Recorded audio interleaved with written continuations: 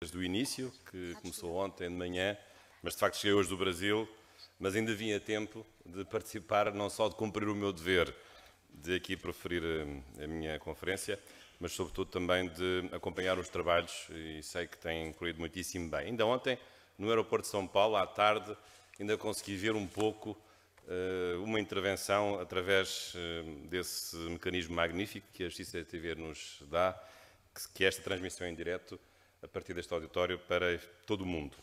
Mas também gostaria de agradecer a presença dos colegas, cumprimentar a doutora Sofia Ventura, nossa moderadora, e os restantes colegas deste painel, e uma vez mais saudar também o sindicato e com muito gosto esta ligação entre este congresso, o sindicato, também a Nova Direito, que sou professor, e o Instituto de Direito Público, em particular como associação de especialistas e de juristas de direito público.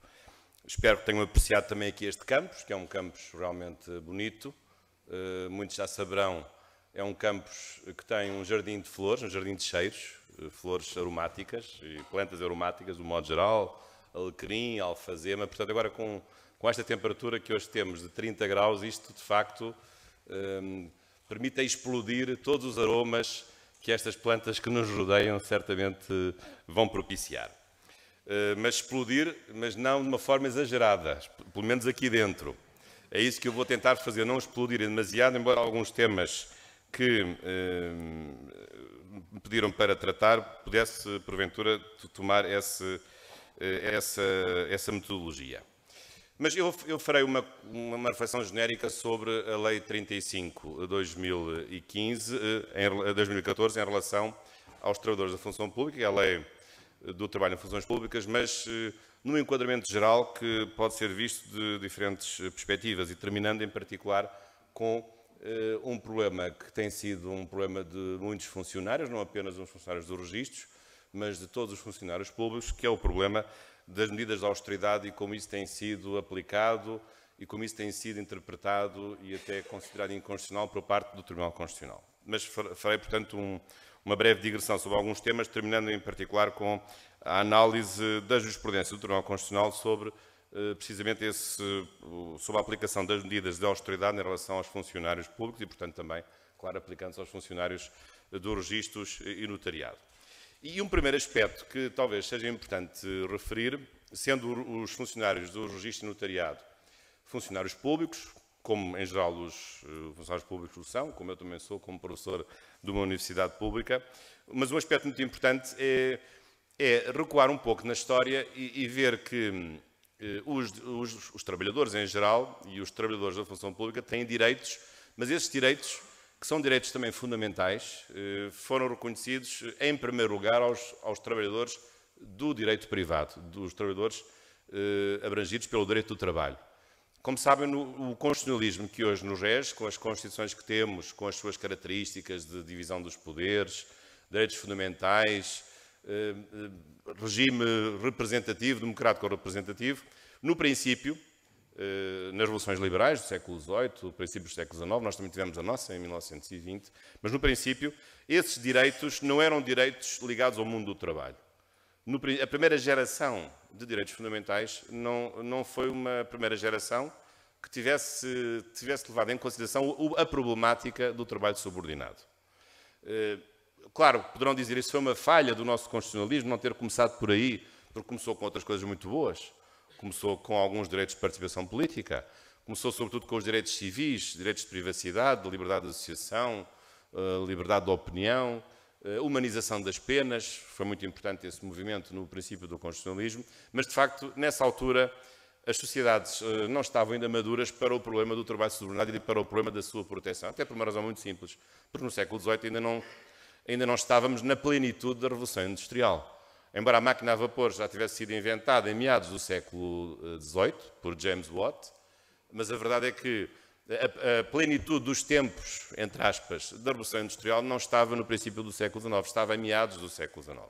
E, portanto, o século XIX é todo um século, do ponto de vista económico, marcado pela industrialização cada vez mais forte e intensiva, sobretudo no Reino Unido e depois nos Estados Unidos da América, e, portanto, só a partir desse momento em que surge a plenitude da industrialização também surge o problema mais sério da proteção do trabalho subordinado e tudo o que isso implicou de agregação em torno dos polos industriais de população vinda do mundo rural. Portanto, também o fenómeno da urbanização, da criação das cidades e o fenómeno também da criação de um operariado, de um conjunto de trabalhadores que até então não existia, apenas existiam os artífices, os artesãos, mas não existia propriamente uma mão de obra que em massa pudesse trabalhar em processos de fabrico e processos de industrialização. E, portanto, no que respeita à primeira geração de direitos fundamentais, nós não encontramos direitos relacionados com a proteção do trabalho, com a proteção da mão de obra, com a proteção dos salários, com a proteção do descanso semanal, etc. E isso só aparece, só surge politicamente e socialmente possível com, de facto, um caminhar selvagem da própria industrialização, que ficou conhecido, em termos históricos, por questão social. Portanto, problemas no último quartel do século XIX, em que se dá um confronto aberto, também um confronto ideológico, através de novos partidos e de muitos autores socialistas defendendo essa luta entre o trabalho e o capital. E isso ficou marcado não só pelas doutrinas marxistas, como por muitos outros socialismos não marxistas, ditos não científicos, que também, embora mais cedo do que Karl Marx, tivesse protagonizado novas formas de organização do trabalho, precisamente para defender os direitos dos trabalhadores. Mas, portanto, este é o contexto do aparecimento de direitos dos trabalhadores que depois viriam a ter um reflexo nas próprias Constituições, mas agora já Constituições de um segundo período do constitucionalismo, o período que em muitos países só surge no século XX com Constituições de matriz social.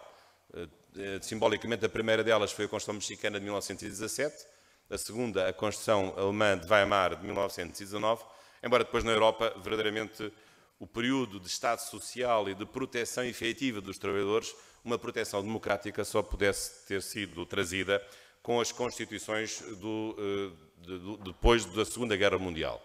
Embora, como sabem, na Europa tivemos um período que estava entre parênteses, um período entre a Primeira e a Segunda Guerras, foi o período dos autoritarismos e dos fascismos, que também tinham alguma coisa a ver com uma proteção social, mas era uma proteção do trabalho orientada ideologicamente centralizada, corporativa, corporativismo de Estado, não propriamente uma proteção social democrática. E, portanto, isto quer dizer que, de facto, o direito do trabalho é um irmão mais novo do próprio constitucionalismo.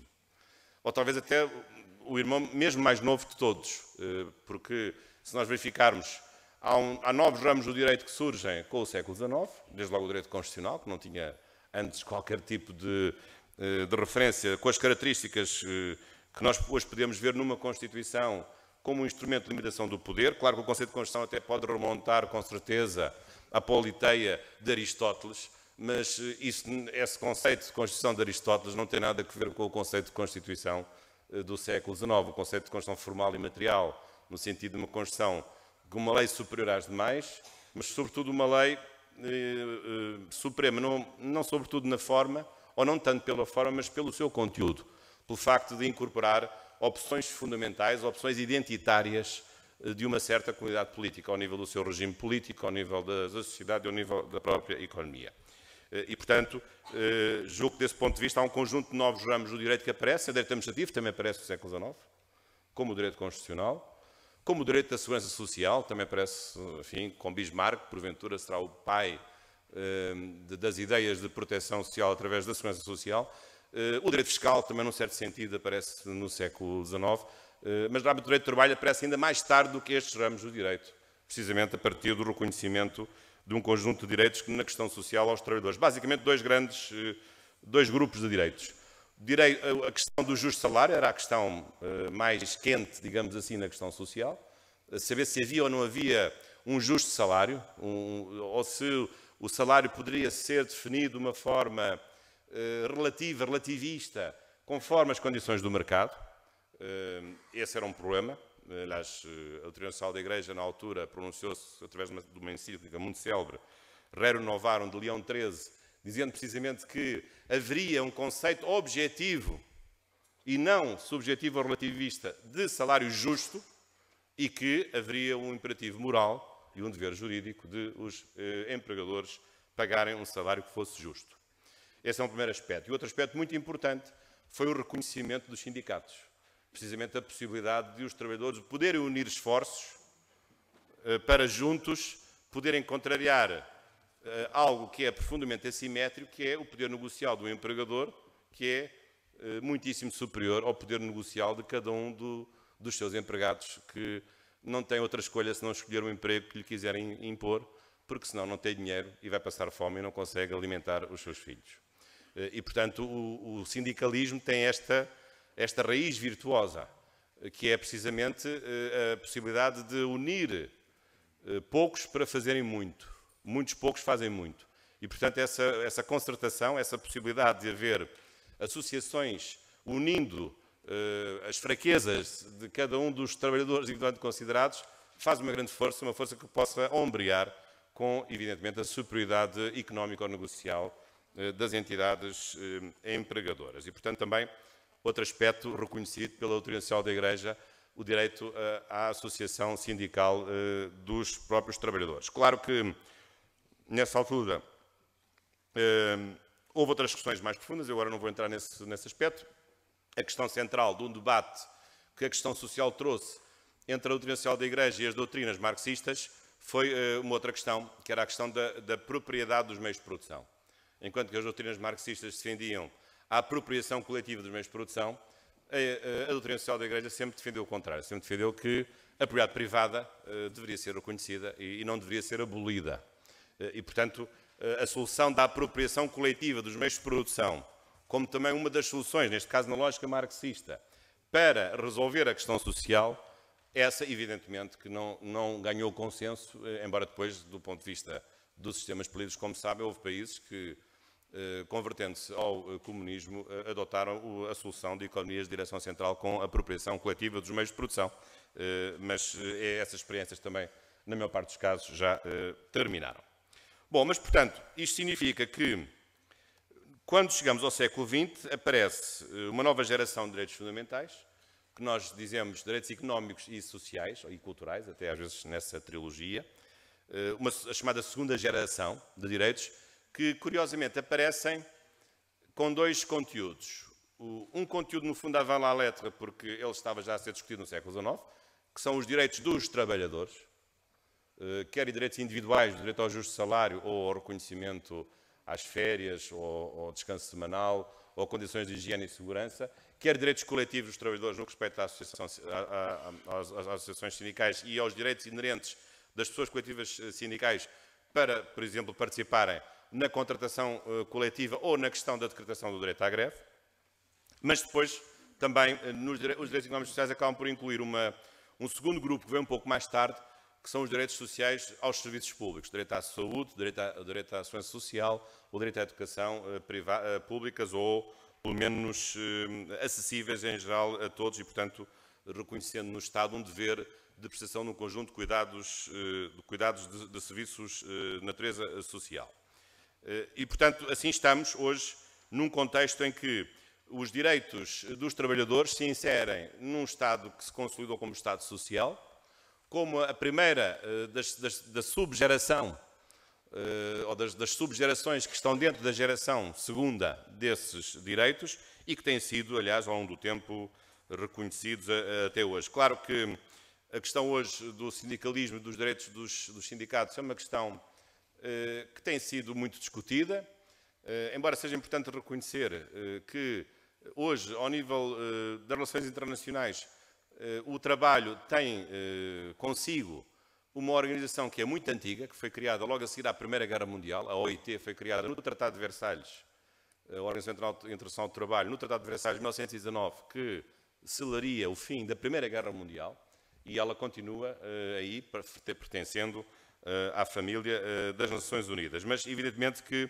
tem havido hoje muitas críticas, muitas discussões em relação ao papel dos sindicatos, sobretudo quando os sindicatos deixam de desenvolver um âmbito estritamente socioprofissional para, muitas vezes, participarem na discussão política ou ideológica de uma certa sociedade e, portanto, muitas vezes ocupando um espaço que que muitos acham que está reservado aos partidos políticos ou então às associações políticas e, portanto, num movimento em que os sindicatos, sobretudo quando articulados em confederações nacionais, claro, ganhando uma dimensão ao nível de um país, têm um protagonismo muito superior e podem também influenciar as decisões políticas.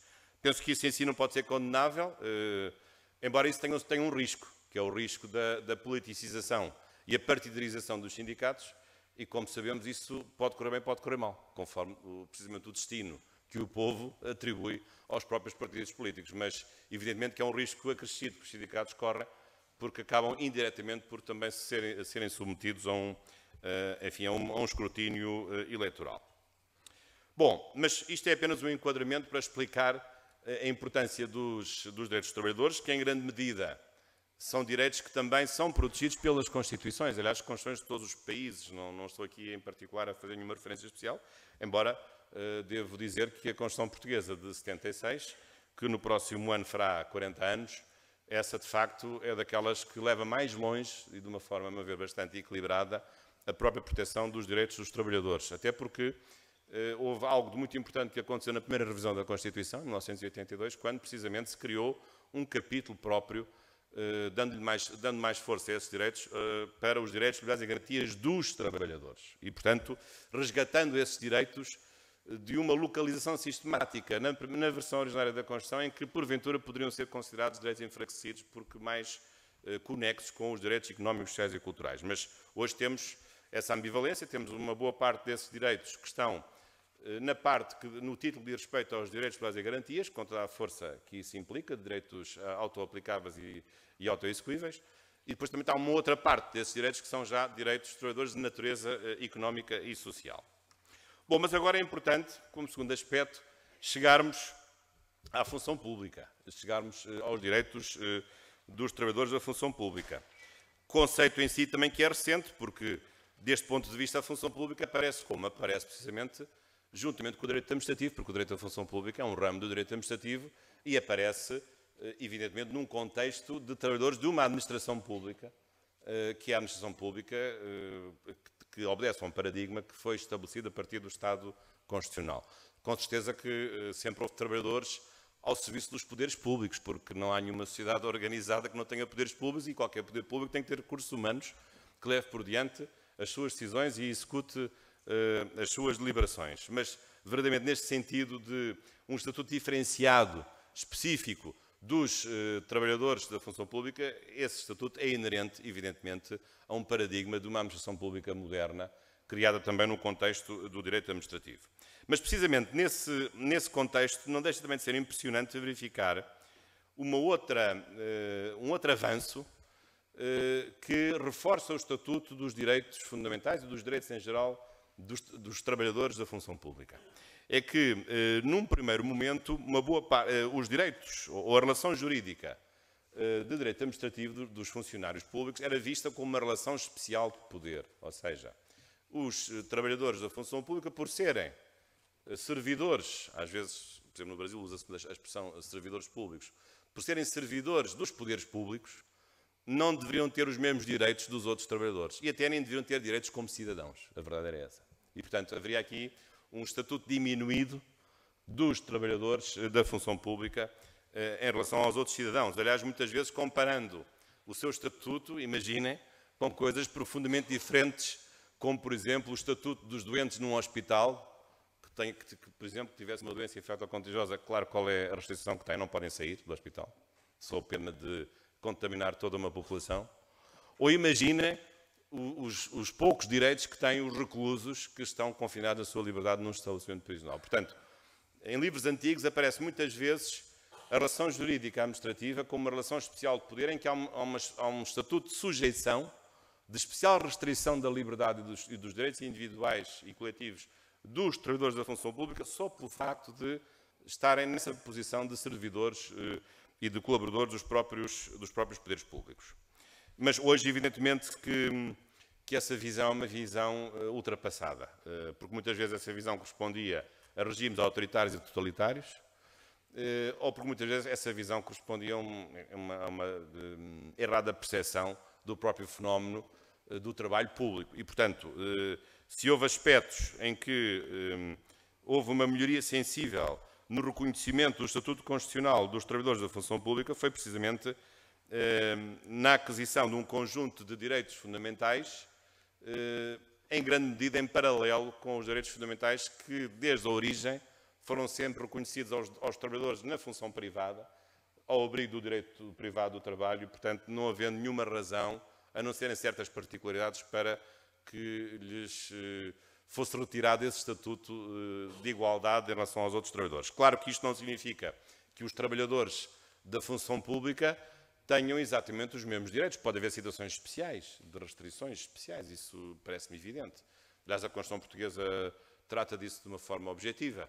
No artigo 270, submete, por exemplo, a uma maioria deliberativa do Parlamento de 2/3 a restrição de certos direitos de certas categorias especiais. O caso, por exemplo, dos militares ou das forças policiais, que evidentemente não podem ter os mesmos direitos políticos, por exemplo, de manifestação ou de contestação ou de participação em partidos políticos, que têm os restantes cidadãos e que têm também os trabalhadores em geral da função pública. Portanto, digamos, aqui o ponto fundamental é reconhecer esses direitos, mas evidentemente não na parte em que não faria sentido que isso fosse equiparável aos direitos dos restantes trabalhadores da função pública. Por exemplo, o caso dos juízes e dos procuradores. Também não faz sentido que eles tenham uma participação política e que imitam opiniões políticas como se fosse um cidadão desvinculado de uma função de natureza judicial, por força das funções que exercem, ou de titulares de um órgão de soberania judicial,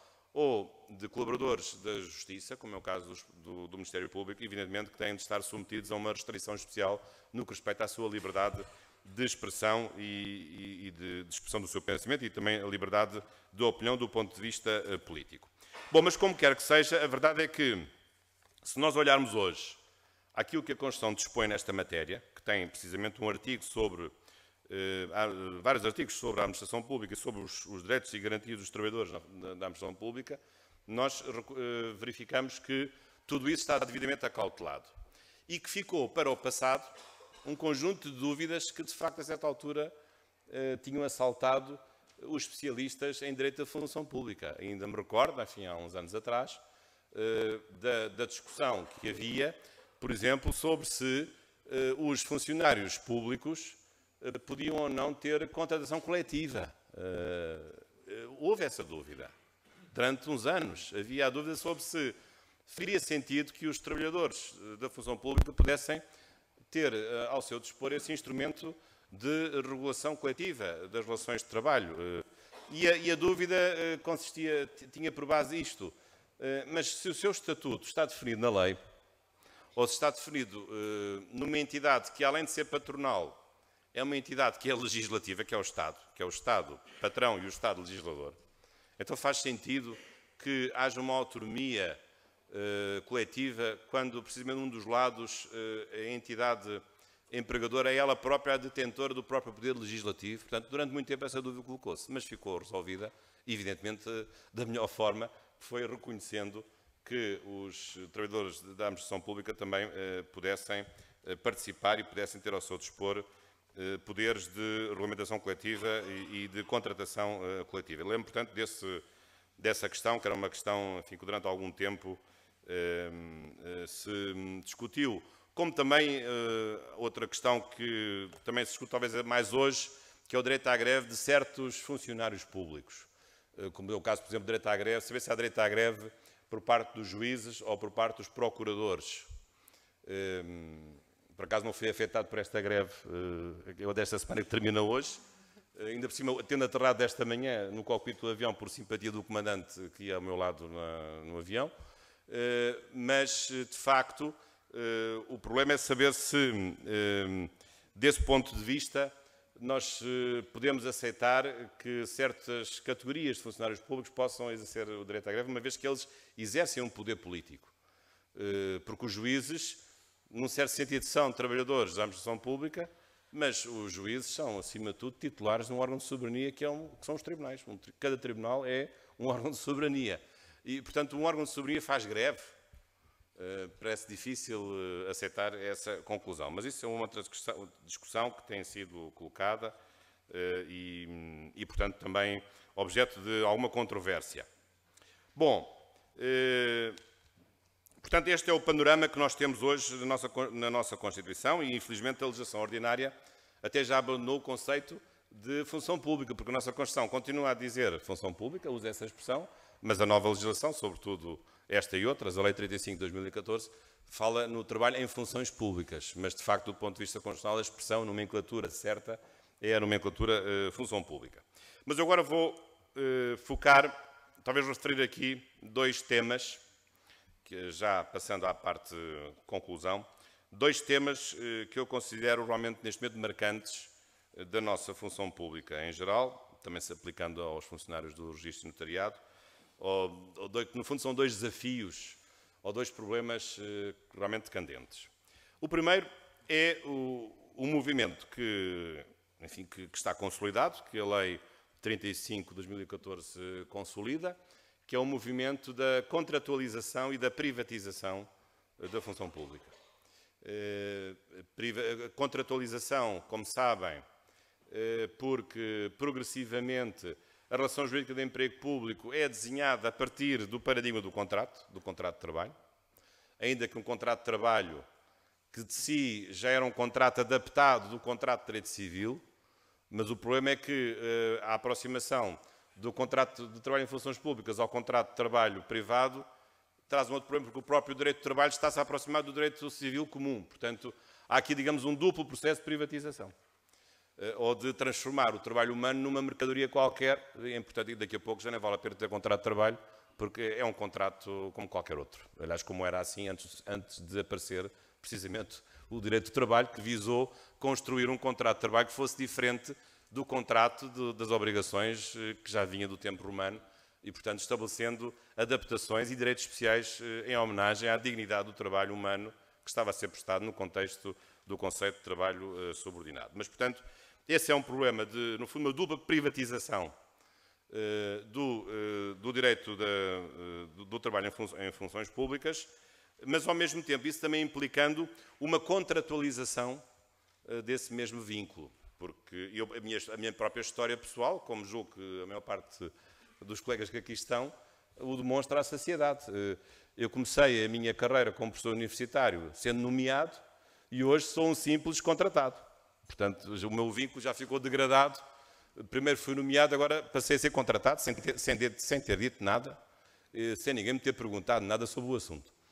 Claro que algumas carreiras conseguiram escapar desse processo de contratualização generalizada, que foram, como sabem, as carreiras ligadas às ditas funções de soberania, militares, polícias, juízes, procuradores, enfim, mais umas quantas que me posso estar a escapar, mas de facto a tendência é para a aplicação de um modelo de uma total ou quase total e absoluta contratualização. Podemos pensar, mas o que é que isso tem de mal? O contrato também, a maneira privada também é um contrato.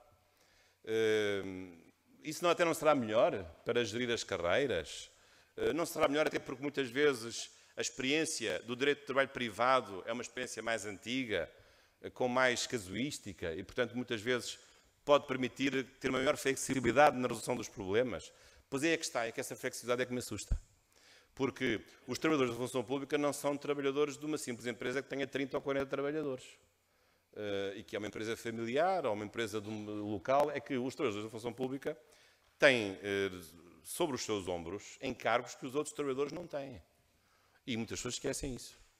Qual é o principal encargo? É que são eles o prolongamento e a concretização e execução no dia-a-dia do interesse público. Essa é a palavra que, pelos vistos, deixou de existir. Mas é o interesse público, ou o bem comum, se quiser uma expressão mais filosófica ligada à doutrina social da Igreja, é o bem comum. Ora, um trabalhador da função pública é um instrumento do bem comum, é um instrumento do interesse público. E, portanto, não pode ter um tratamento igual a um trabalhador que está às ordens de um patrão qualquer, que tem uma empresa familiar, que dá uns gritos e que quer que a coisa lhe corra como quer, de acordo com os seus caprichos e de acordo com os seus interesses, às vezes verdadeiramente irracionais ou incompreensíveis.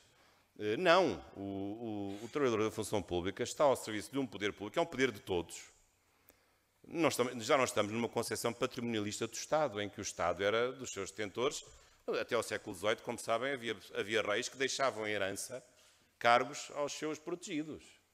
Portanto, tratavam os lugares públicos como sendo da sua propriedade pessoal. Nós já não estamos nessa fase, embora alguns julgam que ainda estão. Mas já não estamos nessa fase. Os cargos não são para serem deixados em herança ou para serem oferecidos aos amigos ou aos correligionários partidários. Não. Os cargos são cargos que executam e estão para ser preenchidos ao abrigo de um interesse público.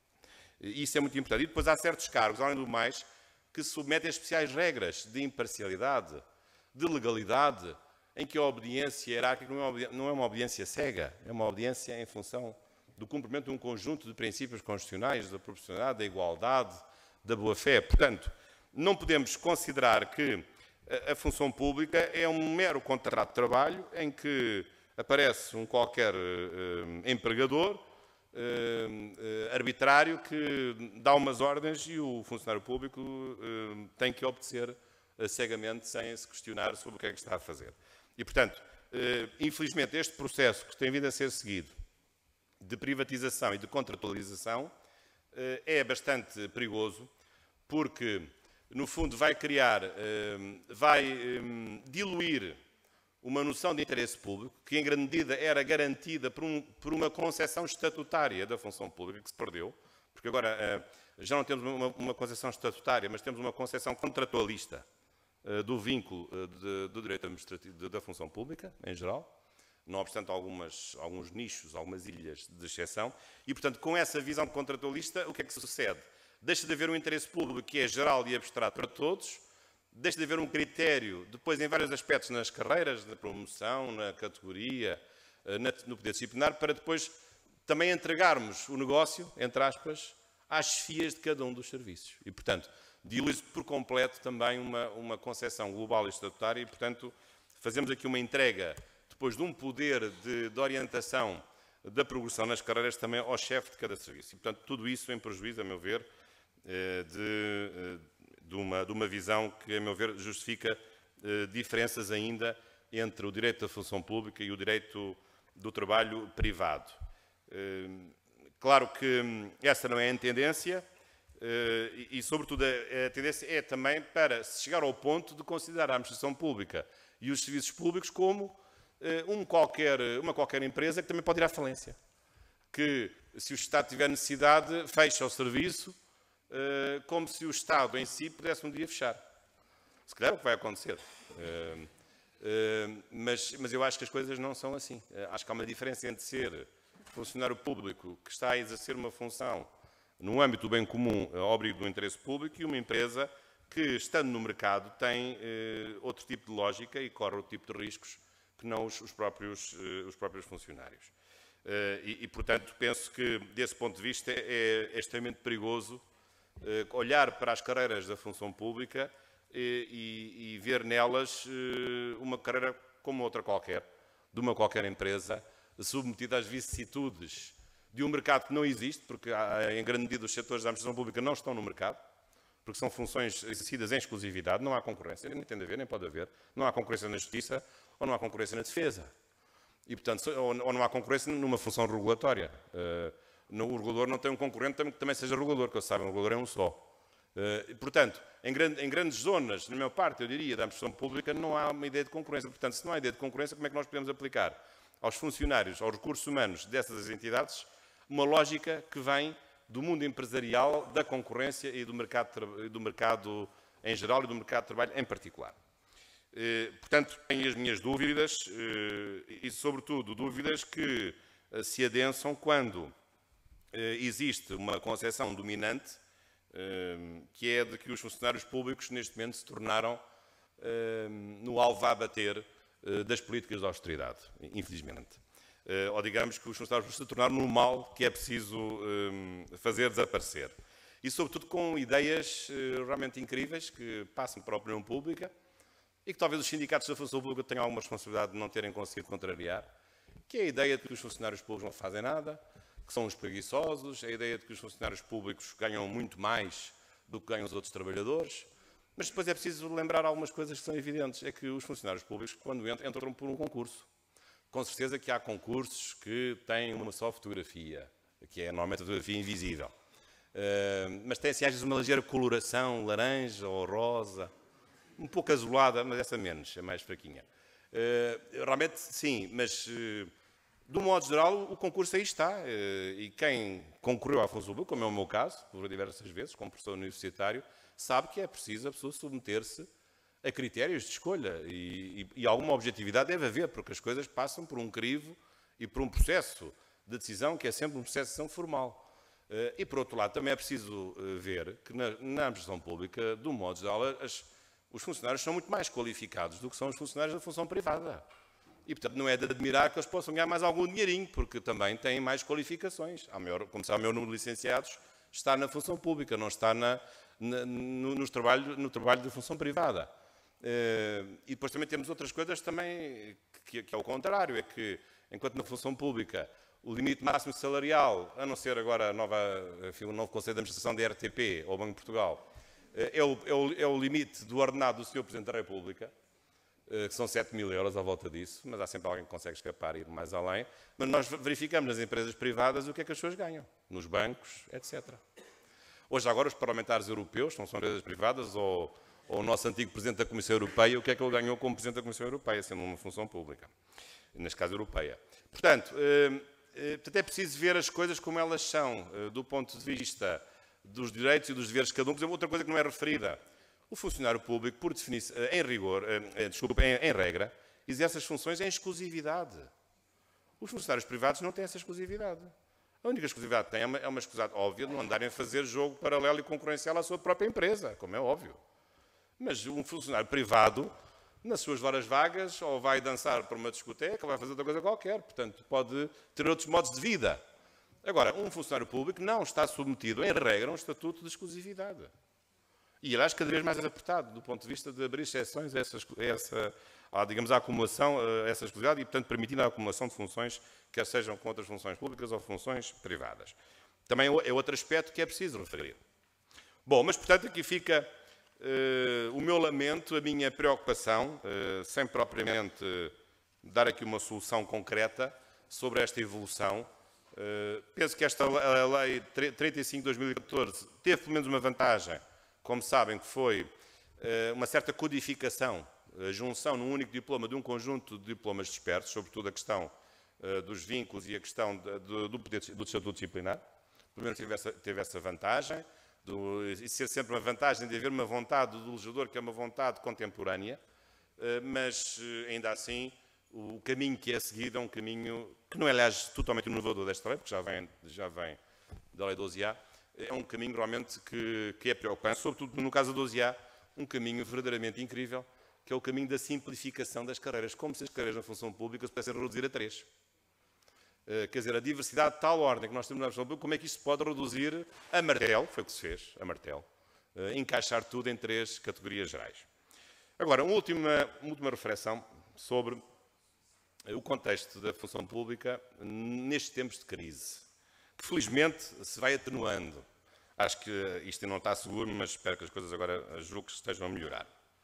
Bom, mas a verdade é que, como vos disse há pouco, a função pública tem sido o bombo da festa nas políticas de austeridade.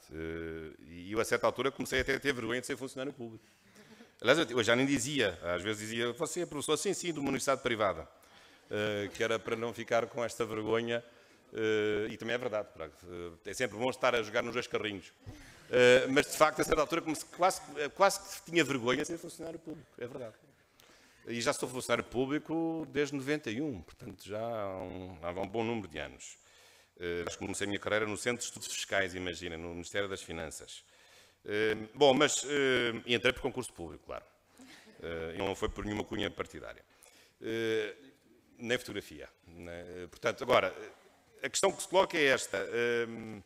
O que dizer destas medidas de austeridade que se têm aplicado sobre os funcionários públicos? Claro que, como sabem, as medidas concretizaram-se em várias coisas. Umas tiveram sucesso, outras não. O que é que se fez? Bem, o que se fez mais cedo até foi o congelamento da produção nas carreiras, coisa de pouco que as pessoas falam, mas é uma grave destruição das expectativas de funcionários. Porque a pessoa entra numa carreira pensando que ao longo dos 30 anos que tem pela frente, ou 20, vai subir 5 degraus, e chega à carreira, passam-se 20 anos e ainda não passou do primeiro degrau. Isto é uma coisa inacreditável, porque a pessoa tem, como é normal, uma legítima expectativa, e depois olha ao lado e vê os outros a subir os degraus todos. Carreira militar, carreira policial, a carreira dos juízes, dos procuradores, portanto. Mas há carreiras que os degraus estão abertos para subir. Há outras não. Há outras que ficaram bloqueadas, e já estão bloqueadas há muitos anos.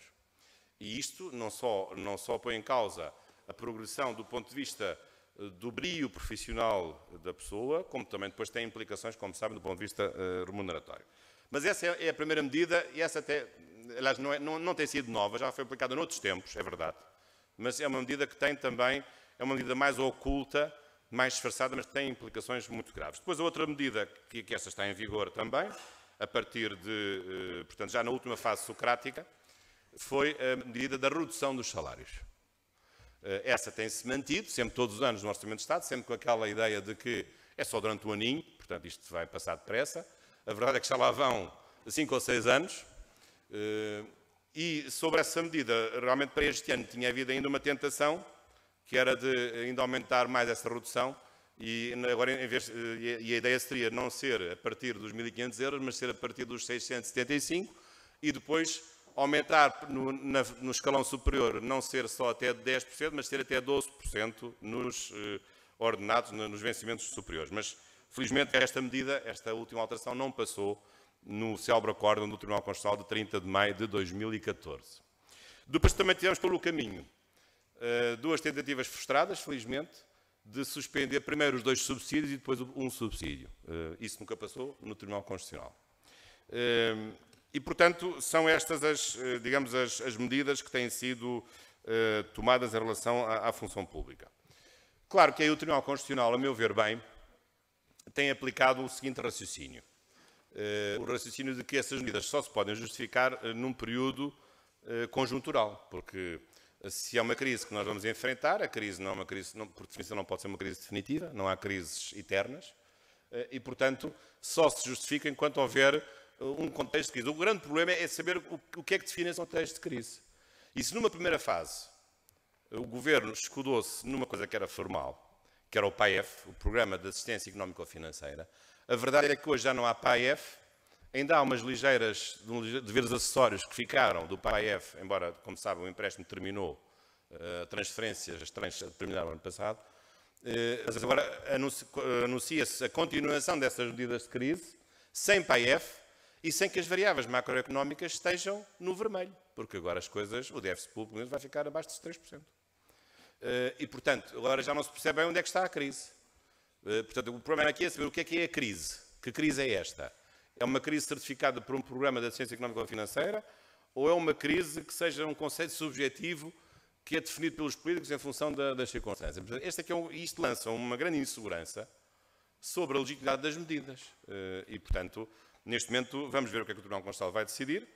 O Tribunal Constitucional decidiu, lembro-se, no ano passado, uma lei atabalhoada e feita a martelo, em que se anunciava uma calendarização da redução das reduções ou da reposição dos cortes na função pública para vários anos. O Tribunal Constitucional considerou inconstitucional esse diploma a partir de 2016, dizendo que isso punha em causa a ideia de que a crise devia ser limitada e, portanto, nunca se podia prolongar a partir de certo momento em que a crise deixaria de existir. Mas, portanto, vamos ver. Aliás, agora este é um tema que já entramos também na política paritária, porque, como sabem, é um tema que divide os programas que vão ser anunciados entre PS e PSD-CDS, pelo menos no que respeita à duração dos tais cortes da função pública. Portanto, esse é um primeiro aspecto. Agora, claro que no que respeita à decisão do Tribunal Constitucional, perguntarão, mas porquê é que o Tribunal Constitucional deixou passar a redução todos os anos de 10%, de até 10%, e não deixou passar a suspensão de 2 subsídios e depois de um subsídio?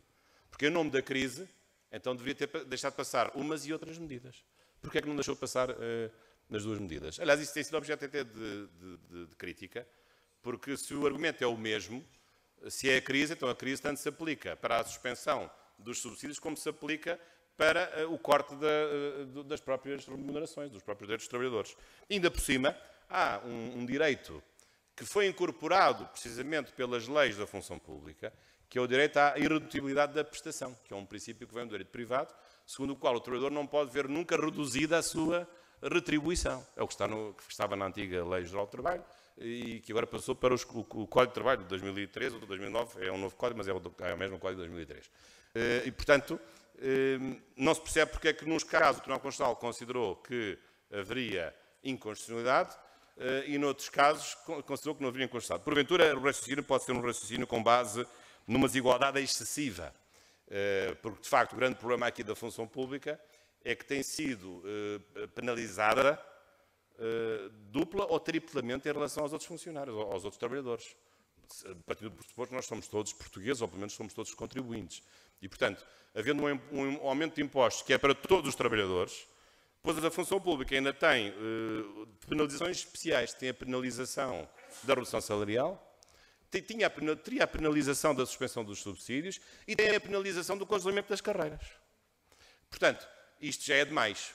E, portanto, penso que, desse ponto de vista, o Tribunal Constitucional, certamente que, aceitando um princípio de crise, acabou por reconhecer que a acumulação de medidas penalizadoras da função pública seria, porventura, insuportável. Embora, na verdade, digamos, a decisão do Tribunal é sempre uma decisão que não é feita considerando em globo todas as medidas, porque foi feita para cada uma delas, porque houve uma medida, um acórdão para a suspensão dos subsídios e houve outro acórdão para a redução dos salários. No que respeita à redução dos salários, também aceitou até 10%, mas quando, para este ano, haveria um aumento, no ano passado haveria um aumento mais do que 10%, aí o Tribunal Constitucional também já considerou que seria excessivo. Mas isso significa, podemos depois falar no debate sobre este assunto, mas isto, claro que estas medidas de austeridade aplicadas à função pública trazem algumas questões complexas do ponto de vista jurídico, eu não nego isso. Claro que penso que o princípio fundamental, que é um princípio que nos foi imposto pela Troika, nego o princípio de que a despesa com os funcionários públicos é uma despesa do Estado e, portanto, que é uma despesa que tem que ser reduzida e em relação à qual os cidadãos não têm que suportar essa despesa. Eu nego esse princípio, porque a despesa com os funcionários públicos não é uma despesa do Estado instituição, é uma despesa de todos nós, de todos os membros de uma comunidade política. Porque os funcionários públicos, quando trabalham, eu quando ensino, eu tenho na minha sala de aula, aqui na Universidade Nova, alunos de outros funcionários públicos, mas a maior parte deles são filhos de funcionários que não são funcionários públicos. Mas o ensino está aberto para todos, assim como um médico cura as doenças de todos os cidadãos. Não anda a distinguir doenças de funcionários públicos das doenças daqueles que não são funcionários públicos. Portanto, a função pública não é um sistema que se defende a si próprio, que se veja sobre si próprio, que só se protege a si próprio. Portanto, as funções que os funcionários públicos desenvolvem, os recursos humanos dos funcionários públicos que estão alocados aos serviços do Estado são a benefício de todos. Portanto, é natural que essa despesa seja uma despesa de todos. Não é uma despesa só deles e não é uma despesa que só eles tenham de suportar. Isso parece-me uma coisa evidente, mas, pelos vistos, essa evidência não abunda. Agora, claro que o grande problema aqui que se coloca, penso que esse é o aspecto mais delicado de todos, é o problema de saber se assim é, perante uma circunstância de crise, se uma administração pública não deve estar submetida também a um processo de redução, de encerramento de serviços, em função de uma crise que assola o país e que também vai fechando empresas. E dizendo-se com isso que muitas vezes os funcionários beneficiavam de um estatuto particularmente protegido, porque não podiam ser despedidos, enquanto que os outros funcionários privados o poderiam ser. E, de facto, tem havido essa acusação no sentido de haver aqui um desequilíbrio e até ideias um pouco mais radicais, verdadeiramente ultraliberais, enfim, como sabem, não é a matriz do partido maioritário, que pura e simplesmente pretendem não só equiparar os estatutos de função pública e privada, como em matéria de reformas, em matéria de apresentações, etc. Mas penso que isso levanta outro tipo de problema. Com certeza que um princípio de incerteza também a aplicar a uma carreira da função pública admito que isso seja discutido. Agora, não pode ser discutido com pessoas que estão a meio de uma carreira que foi desenhada no seu início com certas regras, e as pessoas têm direito a ter estabilidade e a ter a proteção nas suas expectativas de vida. E não é agora aos 50 anos ou aos 55 que diz uma pessoa que pode ser despedida. Quando ela entrou nessa carreira, muitas vezes até para ganhar menos, que é o que acontece, mas tendo como contrapartida ter um trabalho seguro. Há pessoas assim, querem ganhar menos, mas querem ter a segurança na sua vida. São pessoas que dão mais valor à segurança, embora são menos aventureiras. Há outros que não. Há outros que são aventureiros, querem ganhar muito, não se podem ser despedidos, se aquilo correr mal. Cada um é como é. E acho que é perfeito e é legítimo que esses funcionários tenham uma direito a uma proteção, precisamente de um princípio de confiança, de repente, a base com que decidiram entrar na carreira pública e que por isso não foram para uma carreira privada, essa base não pode ser destruída a meio da sua carreira, porque o tempo não volta para trás. Só na canção do António Mourão é que o tempo voltava para trás. Ou então em certos filmes. Mas aqui realmente o tempo não volta para trás e a pessoa não pode rebobinar a sua vida e voltar há 20 anos atrás e ter na altura optado, então, se eu soubesse aquilo que sei hoje, pela vida de uma carreira privada. Aliás, eu próprio tenho essa dúvida hoje. Eu começo a interrogar, mas será que eu fiz bem ter entrado na carreira de professor público? Não teria sido melhor eu ter ido para uma carreira da função privada? Ou talvez outra pergunta mais radical. Não teria sido melhor na altura ter emigrado para outro país? A dúvida fica no ar. Mas isto explica que, vou já terminar, já estou a abusar da Sofia, no tempo que ela me está a conceder, claro, nada de confusões, e, de facto, queria só dizer o seguinte, agora para terminar. E este problema é um problema jurídico complexo, porque ainda por cima nós temos esta crise que que estamos a viver, tem sido, como sabem, um terreno fértil para os constitucionalistas fazerem, plasmarem as suas construções, mas tudo isto se complica muito porque, de facto, é a primeira vez que em Portugal nós somos confrontados com um problema do direito constitucional da crise, ou com a procura de uma constituição da crise, e que essa Constituição da crise não redunde numa crise da Constituição. Mas, na verdade, nós não podemos deixar de olhar a realidade e ver que a realidade existe, e é uma realidade de crise, de ausência de recursos, de pré-falência do Estado, de bancarrota, isso acho que é inevitável. É inevitável ver, acho que não há nenhuma ideologia, não há nenhum partido que o possa esconder. E, portanto, houve necessidade de tomar medidas, e muitas delas foram corretas. Agora, o problema é calibrarmos um conjunto de direitos que ainda, numa circunstância de crise, devem ser mantidos. Porque a crise não significa ausência de direitos. A crise não é um não-direito, não é um espaço vazio, em que o poder tem rédea solta para fazer o que quiser. Em que o poder não tem limites, não. Uma situação de crise não é uma situação de selva, em que não há regras. Não tem de haver regras. Tem de haver regras adaptadas a essa crise. E regras que permitam, terminada a crise, voltar à normalidade com os direitos que se tinha antes, precisamente, porque senão isso significaria uma total adulteração de um Estado de Direito. E, portanto, esse é que é o grande problema, porque não há nenhum mecanismo constitucional para enfrentar uma crise económico-financeira. Nós temos o estado de sítio e o estado de emergência, que muitos autores têm evocado nestes contextos de crise, mas esse estado de sítio e estado de emergência não se adapta, manifestamente, a um estado de emergência económico ou financeiro. Não tem virtualidade de se adaptar, porque não está apropriado para isso. Claro que uma parte dos problemas se pode resolver com a redução da eficácia dos direitos sociais, uma vez que essa eficácia é uma eficácia que está sempre dependente daquilo que é economicamente possível, e, portanto, são direitos que são alimentados pelo recurso do Estado e são recursos variáveis em função da curva do crescimento económico, de recessão ou de crescimento, mas ainda assim pode haver certos direitos que, escapando à flexibilidade ou à lógica, a essa elasticidade própria dos direitos económicos, sociais e culturais, deveriam ter uma resposta específica e que fosse orientada pela Constituição, precisamente para evitar esta incerteza, de um lado o Governo e o Parlamento a dizer que as medidas são necessárias e são boas, e do outro lado o Tribunal Constitucional a dizer que parte dessas medidas são inconstitucionais e não podem ser aplicadas.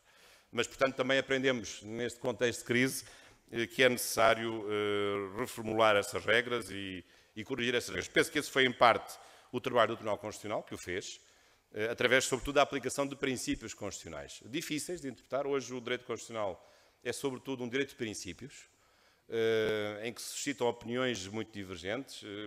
Às vezes as pessoas, na opinião pública, têm a percepção de que os constitucionalistas, de facto, nunca estão de acordo. Uns dizem sim, outros dizem não.